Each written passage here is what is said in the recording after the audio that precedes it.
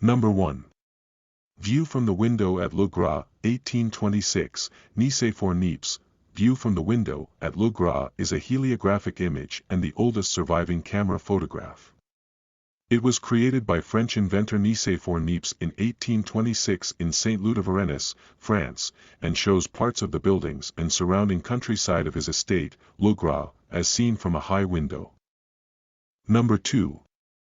Latticed window at Lacock Abbey, 1835, William Henry Fox Talbot, a positive from what may be the oldest existing camera negative. Talbot invented a process for creating reasonably light fast and permanent photographs that was the first made available to the public. However, his was neither the first such process invented nor the first one publicly announced. Number 3. Still Life, The Artist's Studio, 1837, Louis Daguerre. Still Life, The Artist's Studio is one of the earliest images produced by French photography pioneer Louis Daguerre using the daguerreotype photographic process, which he developed after the death of his mentor and collaborator Nicéphore Niépce.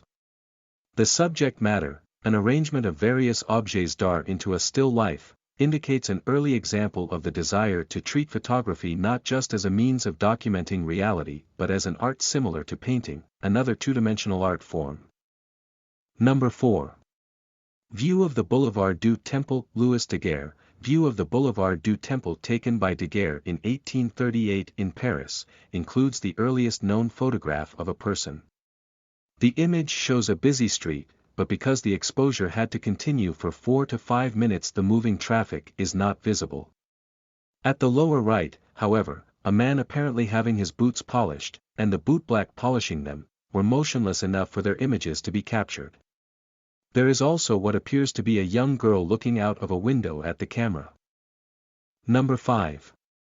Self-Portrait, 1839, Robert Cornelius. Cornelius's 1839 photograph of himself. The back reads, "The first light picture ever taken." The Cornelius portrait is the first known photographic portrait taken in America, preceded by Bayard's in France. Number 6. Self-Portrait as a Drowned Man, 1840, Hippolyte Bayard. French photography pioneer Hippolyte Bayard invented a photographic process called direct positive printing, and, in 1839, became the first photographer to give a public exhibition of his work, but his most famous photograph, Self-Portrait as a Drowned Man, is a protest against what he felt was a lack of respect for his accomplishments. Number 7. The Open Door, from the Pencil of Nature, circa 1843, William Henry Fox Talbot.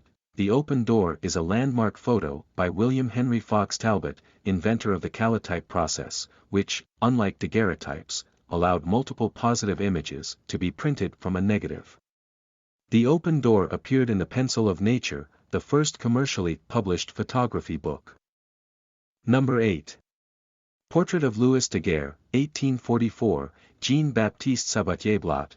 In 1844, when French portrait photographer and Daguerre's student, Jean-Baptiste Sabatier-Blot took this portrait, Louis Daguerre was world famous for his invention of the first successful photographic process.